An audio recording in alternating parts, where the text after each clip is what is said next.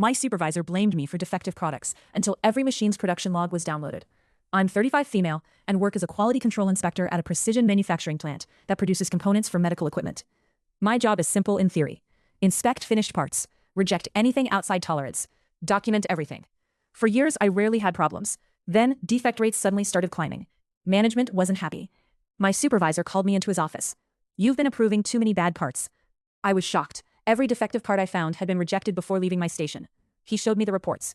According to production records, the defects all came from batches I'd inspected. I started wondering if I was missing something. So I began keeping copies of every inspection report I completed, including measurements from our digital gauges. Within 2 weeks, another batch failed during final testing. Again, I was blamed. This time I compared my inspection records with the production logs. The measurements I'd recorded were well within specification. The parts that failed weren't. Somewhere between production and final inspection, something wasn't adding up. I asked our maintenance department whether the machining center stored calibration history. They did. Every CNC machine automatically logged when calibration checks were completed, skipped, or manually overridden. I requested the logs for the machines producing the failed batches. One pattern stood out immediately. Whenever production fell behind schedule, calibration checks scheduled between shifts were being skipped.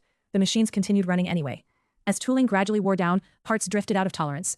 By the time they reached quality control, some batches were impossible to salvage. Then I noticed something else. Every skipped calibration had been authorized using the same supervisor's login credentials. He had override permissions because he managed production targets. When management questioned him, he admitted he'd been postponing calibration to keep the machines running during busy weeks. He believed missing a few checks was better than falling behind schedule. When defective parts appeared, he blamed quality control because they were the last department before shipping. He never expected the machines to record every override automatically. Corporate engineering reviewed months of machine logs. Every skipped calibration matched the spikes in defective products almost perfectly. The supervisor was removed from his position, and every quality warning that had been placed in my file was deleted. The company also changed its procedures, so calibration overrides required approval from both production and maintenance before a machine could continue running. Our plant manager stopped by my workstation.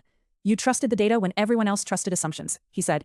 That meant more than the apology. The defect rate dropped back to normal within a month. People think machines only make products. The good ones also keep records. And sometimes those records remember the truth better than the people operating them.